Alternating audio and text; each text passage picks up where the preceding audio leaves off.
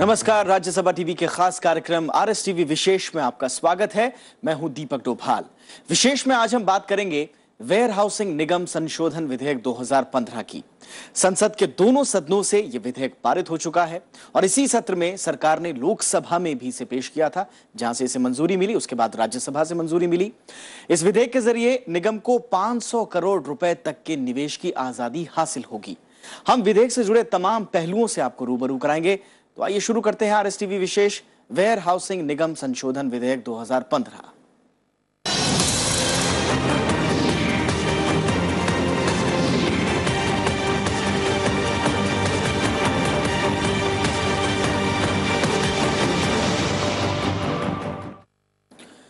तो लोकसभा के बाद राज्यसभा ने भी वेयर हाउसिंग कॉरपोरेशन संशोधन बिल 2015 को पास कर दिया है।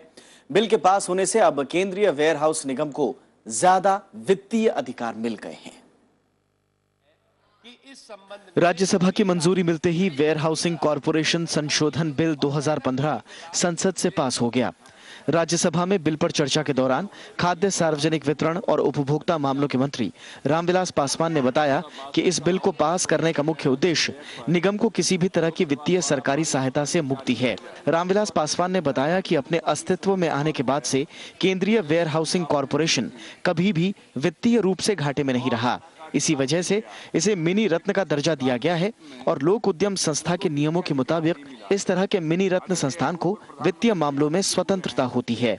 CWCA वेयर हाउसिंग कॉरपोरेशन जो है वो मिनी रत्ना के अधिकार, तो उसको मिनी रत्ना का अधिकार मिल गया, लेकिन उस अधिकार के रूप में उसको वित्तीय अधिकार नहीं मिला है और वित्तीय अधिकार के लिए उसको सेंट्रल गवर्नमेंट के ऊपर में निर्भर रहना पड़ता है।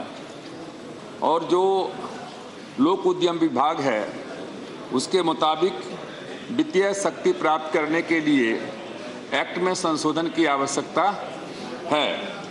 इससे पहले विधेयक पर चर्चा की शुरुआत करते हुए कांग्रेस सांसद पीएल पूनिया ने विधेयक के माध्यम से संस्थान के निजीकरण की आशंका जताई। माननीय मंत्री जी जो कि इस विभाग के मंत्री हैं, इनसे जरूर हम अपेक्षा रखते हैं, क्योंकि इनको गरीबों की वास्तव में चिंता है और उस चिंता का इनकी तरफ फिक्र करते हुए जो गरीब लोग हैं, जो क्लास 4 में भर्ती होते हैं, वो सरकारी नौकरी वेयर हाउसिंग कॉरपोरेशन की नौकरी से हटा के और प्राइवेट लोगों के हाथ में दे रहे हैं। अगर यहाँ पर 10 साल की नौकरी करता है, 10 साल की नौकरी में लगभग उनको 40,000 50,000 रुपया मिलना शुरू हो जाता है। लेकिन ये अगर आउटसोर्सिंग से लेंगे, प्राइवेट एजेंसी से लेंगे, तो मुश्किल से 10,000 15,000 प्रति महीना देंगे। तो ये शोषण, इस वर्ग के लोगों का शोषण हो रहा है। चर्चा के दौरान दूसरे दल के सदस्यों ने भी कई मुद्दों पर सवाल उठाए। There is a need to make these warehouses more accessible to the farmers by creating greater awareness about the facilities and ensuring better transport from rural areas to the places where the centers are located. देश भर में 8,000 से ज्यादा लोग भूखे मरते हैं। महोदय, स्थिति यह है कि एक तरफ गेहूं की बर्बादी भंडारण की कमी से होती है और दूसरी तरफ अनाज की कमी से देश का गरीब मरता है।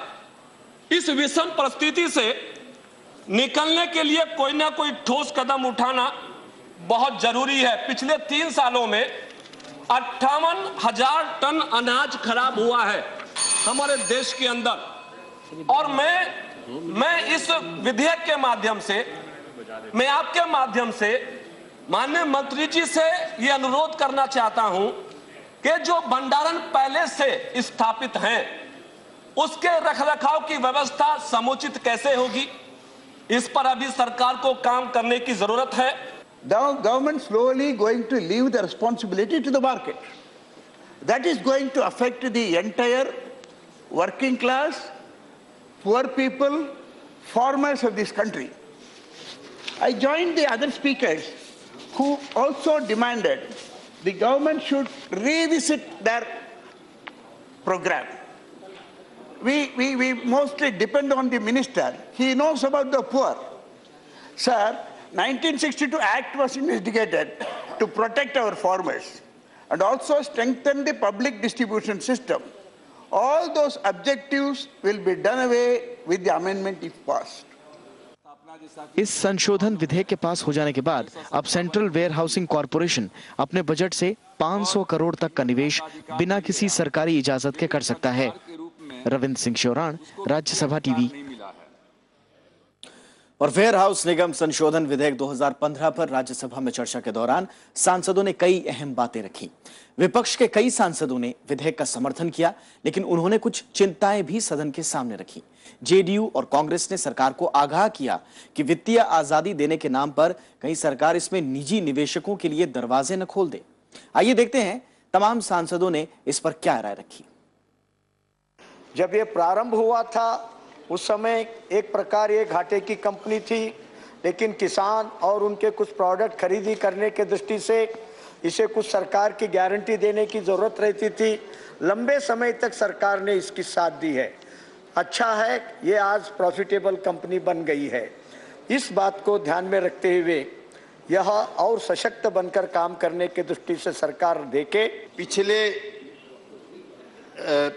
सन 55 से लेकर के 2015 तक लगभग 500 के करीब वेयर हाउसेज हैं और आप 2-4 जगह का दौरा कीजिए, इन 50 सालों में इनकी पुताई नहीं हुई है।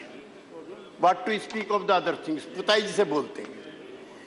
जो छत की एक ईंट नीचे गिर गई है वो ईंट दोबारा नहीं लगी। और सर, जितनी prime property central warehousing corporation की है उतनी प्राइम प्रॉपर्टी किसी की नहीं है। This bill is highly related to basic needs of human beings. This Warehouses Act as the backbone of food security of India and the PDS system. At this juncture, it would be better to mention that Tamil Nadu is the best performing state in public distribution system. Amma Vandavakam, launched by our tall leader Amma, stand testimony to the fact that the kind of importance our leader attaches to the removal of hunger of our people.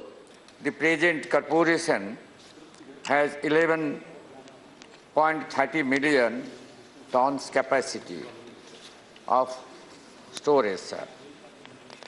It is a profitable organization. They are paying 41% dividend to the state, sir.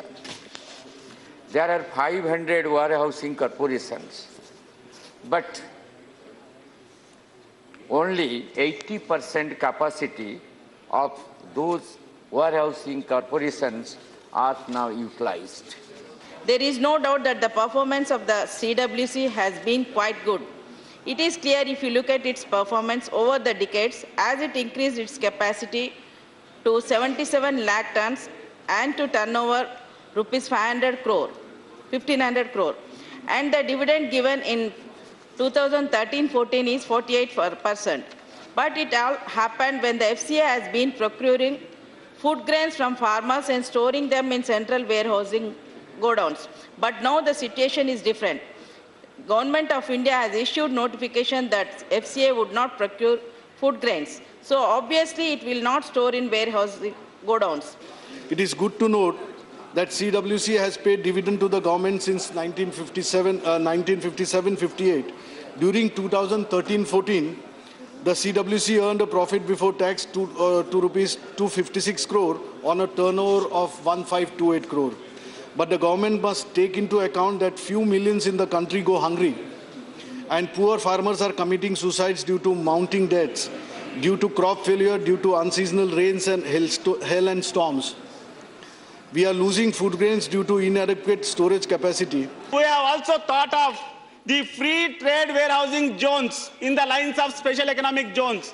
Try to utilize the models and the facilities which are available and try to encourage the government establishments to utilize the space for the warehousing corporations. Besides utilizing the rural agricultural market committees, to expand the go-down facility and warehousing. So I would like to request the minister, when you have moved the bill and you are going to pass it and legislate it, kindly take into consideration that such public sector enterprises like the warehousing corporation should not be weakened at any cost, and if any such situation arises, the government should come to its rescue, and it is the responsibility of the minister and the government. Wastage of the food grains, that has been seen because grains are being left in the open in some silos which are not properly scientifically treated. So it should be stopped. But instead of doing that, now, Mr. Minister, if you are going to withdraw the government's hand over the CWC, it sends a wrong message. Once again, I'm repeating it. It sends a wrong message, and it gives us a desolate feeling to the farmers. Break के बाद आपका स्वागत है। आप देख रहे हैं विशेष। राज्यसभा से पहले लोकसभा से वेयर हाउसिंग निगम विधेयक को पास कराने में भी सरकार को ज्यादा दिक्कत नहीं हुई। बिल चूंकि यूपीए 2 के वक्त तैयार किया गया था, लिहाजा कांग्रेस सांसदों ने भी इस बिल को पूरा समर्थन दिया। 18 मार्च को लोकसभा में वेयर हाउसिंग निगम विधेयक को विचार और पारण के लिए रखते वक्त खाद्य, सार्वजनिक वितरण और उपभोक्ता मंत्री रामविलास पासवान ने बिना चर्चा के ही पास कराने की पेशकश की, लेकिन सदन में इस पर अच्छी चर्चा हुई और सांसदों ने कई अहम सुझाव भी दिए। कांग्रेस की तरफ से केवी टॉमस को बहस की शुरुआत करनी थी, लेकिन उनसे पहले कांग्रेस दल के नेता मल्लिकार्जुन खड़गे ने बिल को लेकर अपनी चिंताएं रखी। इस बात का संशय है कि अगर गवर्नमेंट गारंटी निकल गई तो शेयर होल्डर्स के लिए कल के दिन यानी इस कॉरपोरेशन में जो आस्था रखते हैं या सेंट्रल वेयर हाउसिंग कॉरपोरेशन में जो अपना माल रखते हैं एग्रीकल्चरिस्ट और दूसरे जो भी शेयर होल्डर्स हैं, स्टेक होल्डर्स हैं, उनका विश्वास उड़ जाएगा। क्योंकि ये अगर गवर्नमेंट गारंटी ही नहीं है तो हम उसमें क्यों रखें, फिर आहिस्ता आहिस्ता ये प्राइवेटाइजेशन हो जाएगा। चिंताओं के बावजूद विधेयक को कांग्रेस का समर्थन मिला। यूपीए कार्यकाल में खाद्य आपूर्ति मंत्री रहे केवी टॉमस ने बिल की खूबियों का जिक्र किया। I know the good performance of the Central Warehousing Corporation from very close quarters. The performance of the corporation has been quite spectacular. The owned and constructed capacity of the warehousing has increased from 67.60 lakh tons in 2008-2009, that is the beginning of the UPA 2 government, to 75.81 lakh tons in 2013-14, that is the end of the UPA 2 government. विधेयक को कई सांसदों का समर्थन मिला, हालांकि कुछ सांसदों ने बिल के विरोध में भी तर्क पेश किए। ये तर्क सिर्फ मेरे ख्याल से यथेष्ट नहीं है, सफिशिएंट नहीं है कि कानून को बदला जाए। अगर कंपनी सही कर रहा है, ठीक कर रहा है, तो सरकार उससे जिम्मेदारी लेने से हटना क्यों चाहता है? अगर अच्छा कर रहा है तो अच्छा कर रहा है, अगर कंपनी लोन नहीं ले रहा है तो अच्छी बात है, तो गारंटी देने में सरकार को दिक्कत क्या हो रहा है? Sir, why should the government absorb itself when CWD is making profit and has not taken any loan from the government, nor is it dependent on its budgetary report? Why should a mini Ratna public sector enterprise be absolved from the administration of the government? It defies logic and reasoning. The proposed amendments, especially the amendments, major amendments, substitution of Section 5 and amendment to Section 27(4) seems to be harmless. Sir, but if you go in depth into the amendments which is being proposed, it can be seen that the amendments are having fatal impact on the working and the affairs of the Central Warehousing Corporation. Therefore, sir, I rise to oppose this bill. सांसदों ने चर्चा के दौरान गोदामों की कमी से किसानों के अनाज बर्बाद होने, कृषि संकट और निजी निवेशकों को प्रोत्साहन करने जैसे मुद्दे उठाए। केंद्रीय मंत्री रामविलास पासवान ने सांसदों के सुझावों पर अमल करने का भरोसा दिलाया। उन्होंने सदन को आश्वस्त किया कि बिल से निगम का प्राइवेटाइजेशन नहीं होगा। जो पूंजीगत शेयर होल्डर का विश्वास जो है वो कहीं खो न जाए और कहीं हम प्राइवेटाइजेशन के तरफ नहीं जा रहे हैं। और मैं समझता हूँ इसका जवाब जो है थॉमस साहब ने पहले ही दे दिया था कि इस पर जो है बहुत डिस्कशन हुआ। डिस्कशन होने के बाद ये मामला स्टैंडिंग कमेटी में भी गया था और स्टैंडिंग कमेटी के बाद पहले कैबिनेट में गया, कैबिनेट के बाद पार्लियामेंट में आया, पार्लियामेंट के बाद स्टैंडिंग कमेटी में गया, फिर स्टैंडिंग कमेटी से लौट करके आया, लेकिन तब तक जो है चुनाव हो गया। उसके कारण से ये बिल जो है पास नहीं हो सका। तो ये दोनों चीज़ को, एक तो जहाँ तक प्राइवेटाइजेशन का सवाल है उसका पर्ची नहीं उठता है। रामविलास पासवान ने किसानों की समस्याओं को दूर करने का आश्वासन दिया। इसके बाद लोकसभा में ये बिल ध्वनि मत से पारित कर दिया गया। Bureau report, Rajya Sabha TV. और वेयर हाउसिंग निगम संशोधन विधेयक 2015 के जरिए निगम के अधिकारों में इजाफा हुआ है। विधेयक में निगम को यह अधिकार मिला है कि उसे निवेश के लिए अब सरकार की मंजूरी लेना जरूरी नहीं है। आइए देखते हैं कि इस विधेयक के और कौन-कौन से प्रावधान हैं।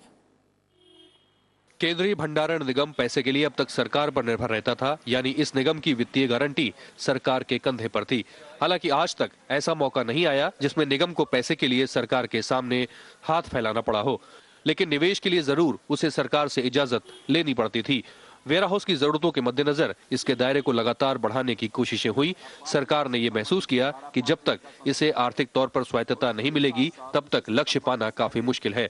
लिहाजा केंद्रीय खाद्य, सार्वजनिक वितरण और उपभोक्ता मंत्री रामविलास पासवान ने संसद के मौजूदा सत्र में इस विधेयक को रखा। विपक्ष ने भी विधेयक से सहमति जाहिर की। इसका अमेंडमेंट होने के बाद इनको अधिकार मिल जाएगा 500 करोड़ रुपए तक का इन्वेस्टमेंट करने की स्वतंत्रता, अधिकार मिल जाएगा जो बिना सरकार की अनुमति के वो कर सकेंगे। और दूसरा, ज्वाइंट वेंचर कंपनी के गठन करने का भी अधिकार इस अमेंडमेंट के बाद इनको मिल जाएगा। इस विधेयक के जरिए केंद्रीय भंडारण निगम अधिनियम 1962 में संशोधन किया गया। धारा 5(1) में संशोधन के बाद धारा 30(2), धारा 31(8) और धारा 39 को खत्म कर दिया गया है। इसके अलावा धारा 27 को भी संशोधित किया गया है।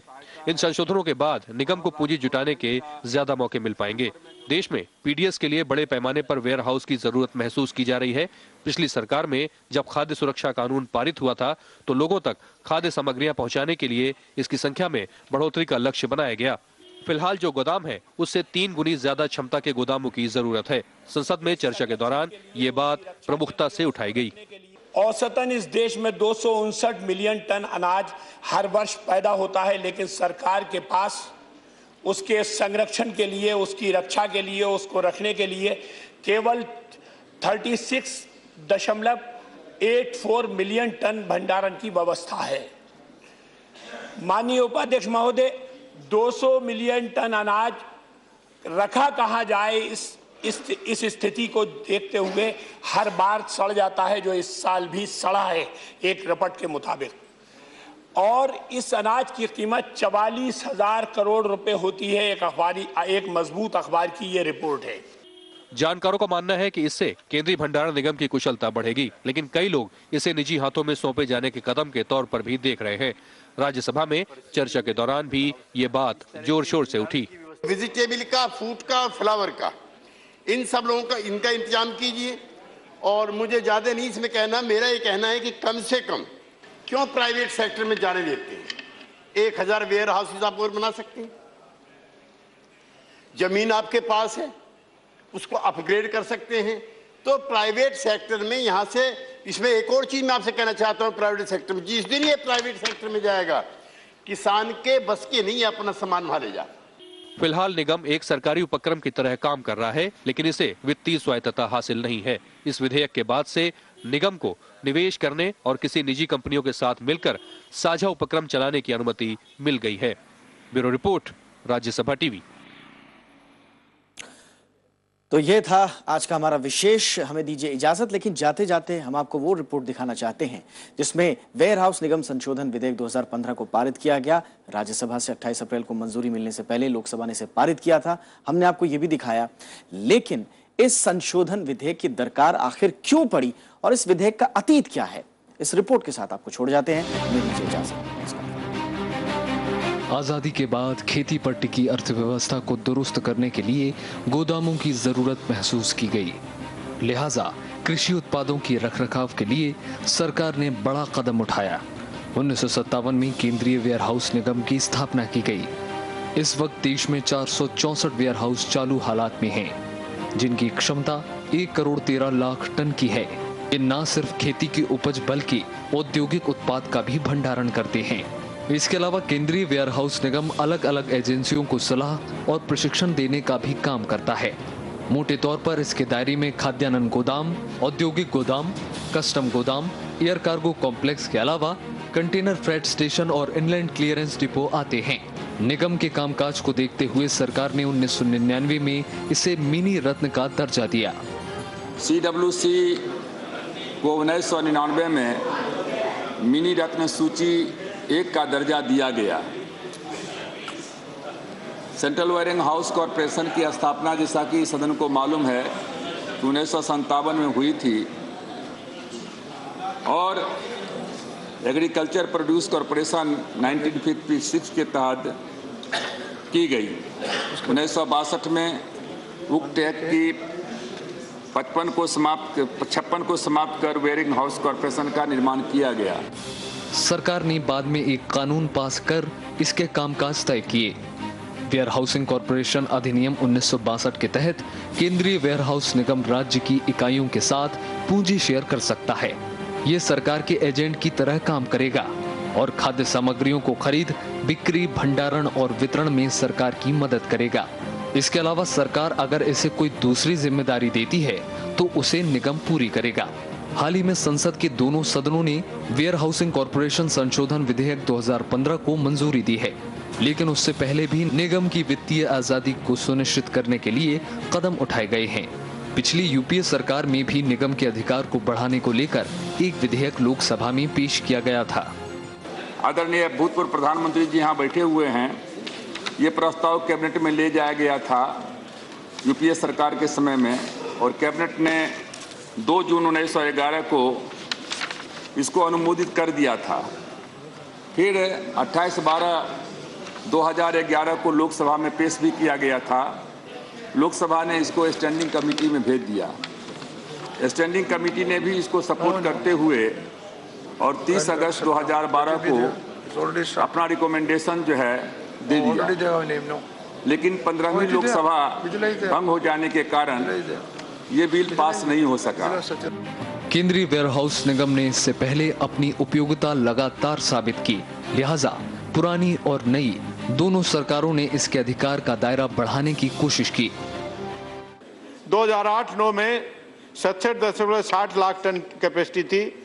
2013-14 में 75.81 टन की कैपेसिटी थी और इनका टर्नओवर भी 2008-9 में 849 करोड़ था और 2013-14 में 1578 करोड़ का टर्नओवर हुआ और प्रॉफिट आफ्टर टैक्स 2008-9 में 110 करोड़ और 2013-14 में 161 करोड़ का प्रॉफिट आफ्टर टैक्स ये इनको मिला और इनके डिविडेंड भी देते रहे।